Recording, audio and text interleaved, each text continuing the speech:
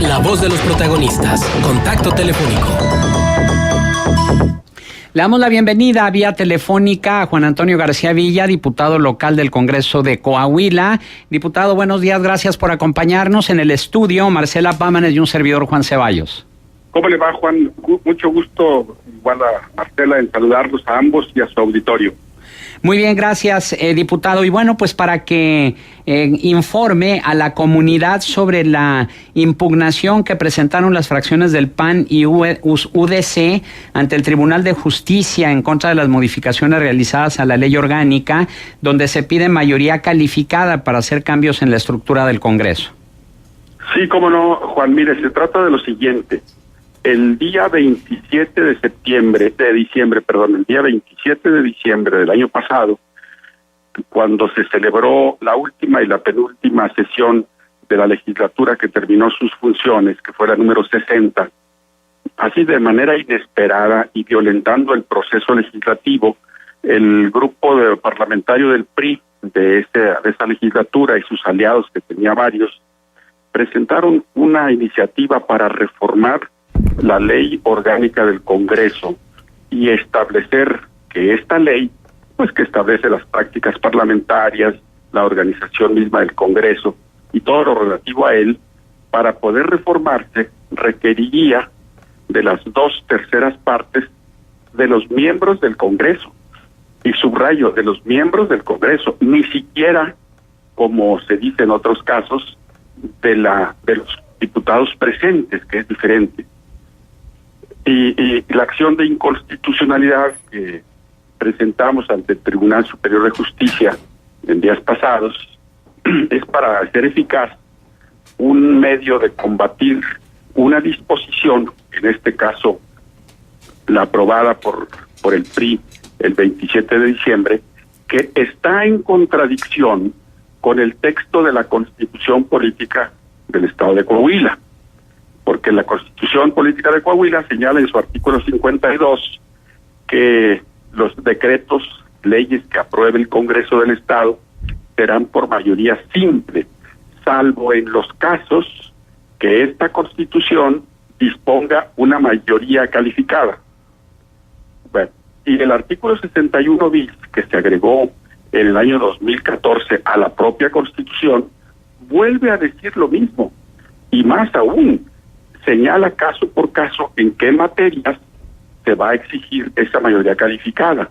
Entre otras materias están la electoral, lo relativo a derechos humanos, el presupuesto, la materia penal, la ley de Hacienda, la ley de ingresos, etcétera, hasta formar 11 o 12 materias, entre las cuales no se incluye la relativa ni a la ley orgánica del Congreso ni a las prácticas legislativas. Es pues clara la contradicción entre este par de artículos y lo que aprobaron los diputados el pasado 27 de diciembre en 2 sesiones que se llevaron a cabo el mismo día para simular que una reforma no se pueda aprobar el mismo día en que se presenta.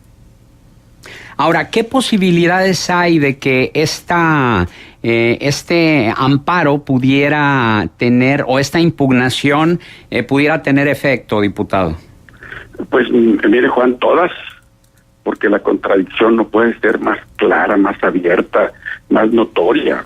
Si el tribunal eventualmente llegara a resolver otra cosa, pues se estaría poniendo en evidencia, se estaría poniendo pues realmente en ridículo, porque cualquier persona con el mínimo sentido común advierte con toda claridad que hay una contradicción entre esta disposición arbitraria aprobada al 11:45 y atropellando el proceso legislativo y lo que establece la Constitución. Bien, estaremos al pendiente de cómo evoluciona esta impugnación, pero por otro lado hay otro asunto muy importante, no menos importante también, a tratar en el Congreso, y es el que tiene que ver con la Dirección de Pensiones de los Trabajadores de la Educación. Ayer estuvieron aquí con nosotros 2 representantes de los jubilados para manifestar su inconformidad y el amparo que presentaron en contra de las reformas a la ley. ¿Qué está haciendo el Congreso al respecto para poder defender los derechos de los trabajadores jubilados? Bueno, adicionalmente a las reformas a la ley de la que se han quejado los maestros, y en lo personal considero que con toda razón, los maestros han estado señalando una serie de hechos que dejan ver claramente que ha habido un mal uso de los recursos de la Dirección de Pensiones de los Trabajadores de la Educación del Estado. Entonces, en la sesión anterior, que fue el miércoles, de la Diputación Permanente, porque el Pleno está en receso, se solicitó la comparecencia del director de pensiones del Estado, bueno, de los educadores del Estado, para que aclarara por qué, en qué grado de avance está la investigación, o más bien la solventación por parte de la dirección de una observación que con respecto al ejercicio 2016, o sea, el año antepasado, hizo globalmente la Auditoría Superior del Estado y que señala que efectivamente hay que aclarar el uso correcto y no irregular de poco más de 1,000 millones de pesos.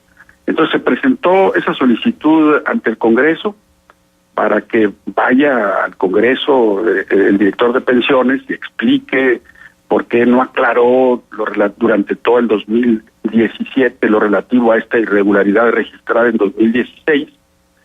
Se aprobó que se le diera trámite previsto por la ley de urgente resolución o de obvia resolución por 6 votos a 5. A la hora en que ya se discutió y se aprobó o se sometió a aprobación la comparecencia misma del director de pensiones, el resultado de la votación se invirtió.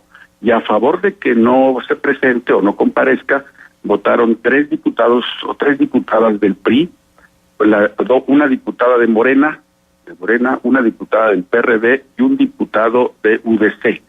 Y para que sí comparezca, votamos los 3 diputados del PRI que formamos parte de la Diputación Permanente, un diputado de Morena y un diputado de UDC. Entonces el resultado global fue 6-5. Y el resultado final es que no se va a presentar a este señor para que comparezca ante el Congreso y explique esa irregularidad. Pero no es la única, hay otras muchas. Sin embargo, hay gran inconformidad de los maestros jubilados por todos los beneficios que van a perder con esta aprobación de la ley y sobre todo el hecho de que no se le dé un seguimiento donde quedaron más de esos 1,000 millones de pesos que de alguna manera son parte del problema que están enfrentando hoy los jubilados, diputado. Así es, y precisamente por eso se realizaron también al 11:45 reformas adicionales perjudiciales, porque ya en los últimos años se han incorporado a la ley ese tipo de reformas porque seguramente todo parece indicar que los fondos de pensiones, y no solo los de maestros, se manejaron con gran displicencia o se destinaron para cubrir los gastos normales del gobierno luego de la bancarrota en que ha dejado el gran endeudamiento de los hermanos Moreira, principalmente del primero.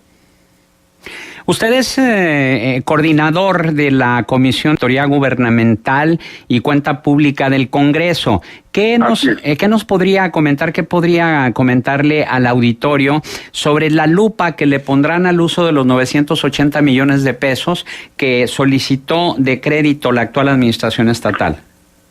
Bueno, primero una aclaración, Juan. Ese aspecto específico del endeudamiento solicitado en diciembre no corresponde verlo a la Comisión de Auditoría Gubernamental y Cuenta Pública, sino a la Comisión de Finanzas, porque no se está revisando en sí el ejercicio, sino cómo se autorizó o para qué va a ser destinado. Todavía no sabemos el ejercicio, sino que lo que se está solicitando se explique es para qué va a ser destinado, si cumplió los requisitos establecidos por la Constitución y la ley o no. O sea, no, corresponde a otra comisión del Congreso. Pero como coordinador usted de la Comisión de Cuenta Pública, sí le corresponde ver cuál es el destino de ese dinero, ¿no? Después de que se ejercite. Claro, por supuesto. Por eso Ahorita mi planteamiento era la lupa que le pondrán al uso de esos 980 millones. A ese y a todo el endeudamiento público, claro, a ese y a todo.